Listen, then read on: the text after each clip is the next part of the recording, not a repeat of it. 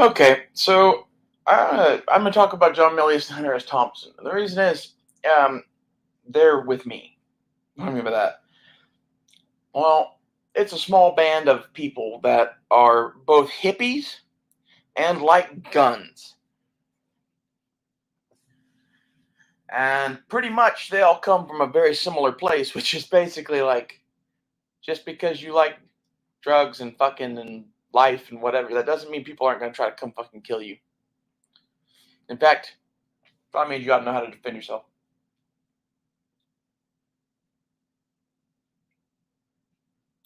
Oh. Uh, anyway, Hunter S. Thompson is well known by a lot of people, not in the gun community mostly, but he's a guy that owned a bunch of guns and committed suicide, so most of the gun community doesn't like him.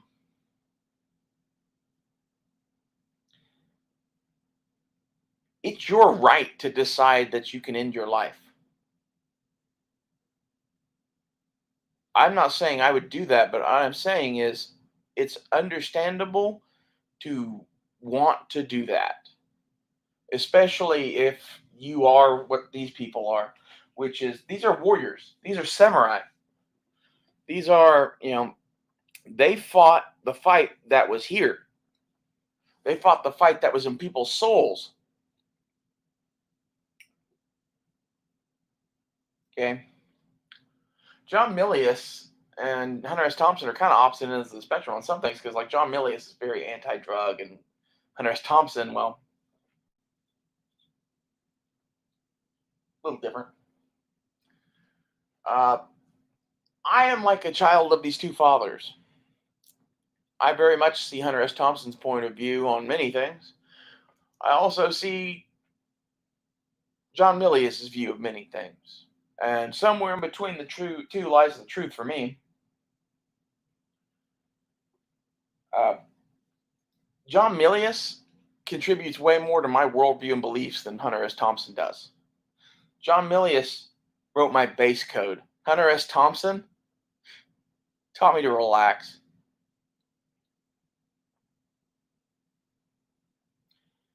I will love these men till the day I die.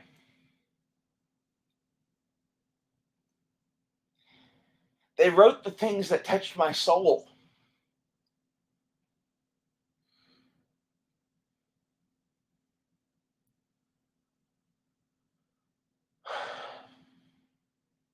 It's one of those things like, why do we talk about warrior poets? The one makes you better at the other. It really does.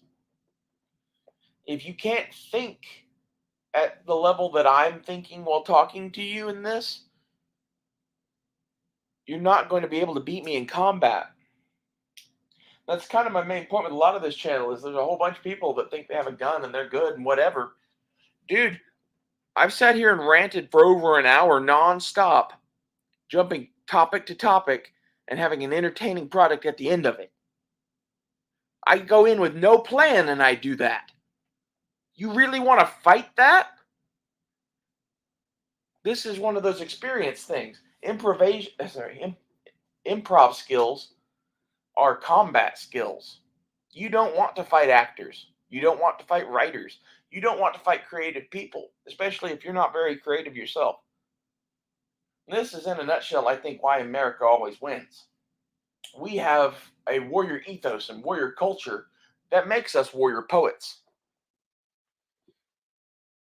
Go watch John Lovell.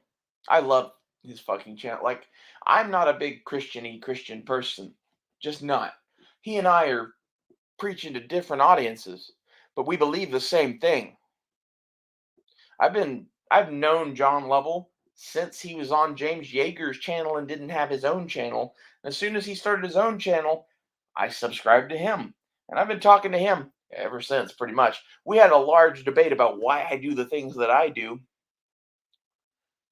versus why he does the things that he does, and we end up at the same place. And really, I think John Lovell and I should have a fucking, like, not a daily show or something, but like do a podcast every 6 months to a year where it's his point of view and my point of view, and we sharpen each other's swords. That's what I would love to do that with John Lovell.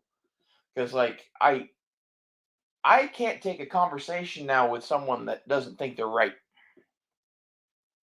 If you don't think you're right, I don't want to talk to you. Really. Like, and this is the thing, is if you're not smart enough to think that you are correct over everyone else, given what's going on, that's what the smartest people on the planet are currently thinking. Okay? Look at PhDs. Did they take COVID? So did they take the COVID shot? No. They sure fucking didn't, did they? You know why they didn't? Because it wasn't smart to.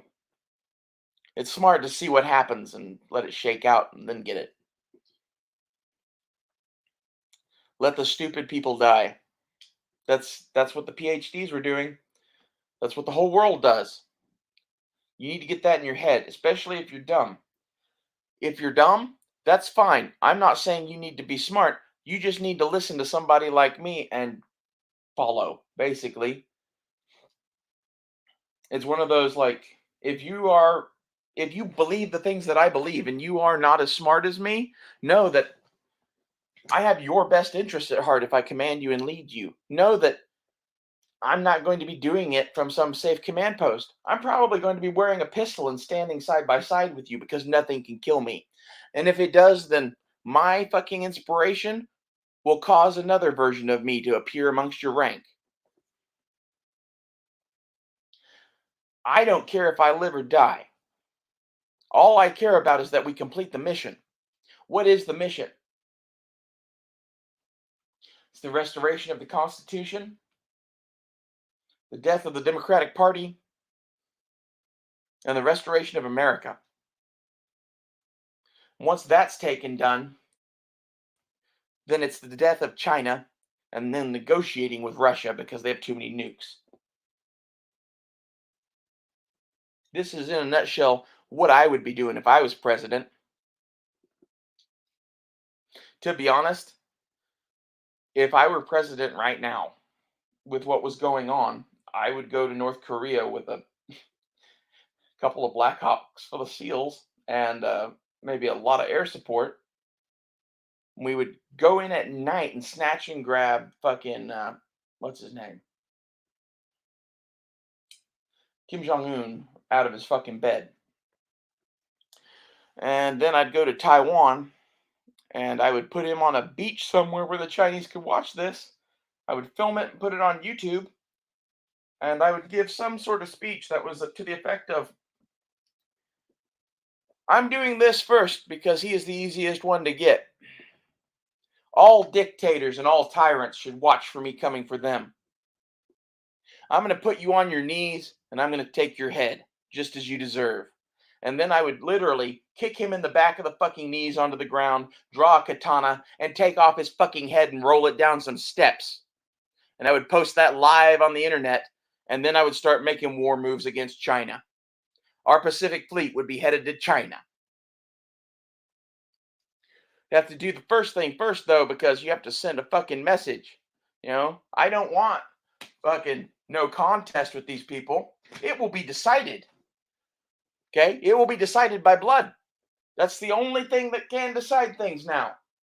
You have managed to fuck up the world to the point where the only thing that settles things between men is blood. Good. Let's go do that then. The reason I say Kim Jong Un over the others is that he's just easier to get to. He thinks he's fucking safe. In reality, me and 12 dudes could go snatch that fucker. And I guarantee you, it's one of those, like, you approach by poised precision and audacity. You take him in the middle of the night in his own home. Okay? How do you do that? Saturation bombing. I would saturation bomb a large area of North Korea around his fucking position and send in Black Hawks of SEALs and just grab him.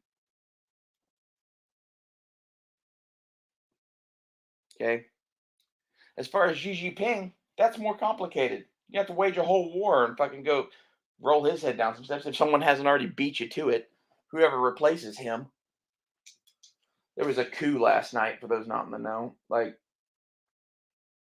this is kind of in a nutshell why, John Milius and Hunter Thompson, you should go read them. You should go watch their shit. Know those men. Know that they are at least free and they're not a part of this. And the wisdom that those men teach is what you need to survive this. Intelligence helps. Wisdom is what keeps you from like setting off landmines and ambushes and shit. I hope someone got something out of this. Thanks for watching.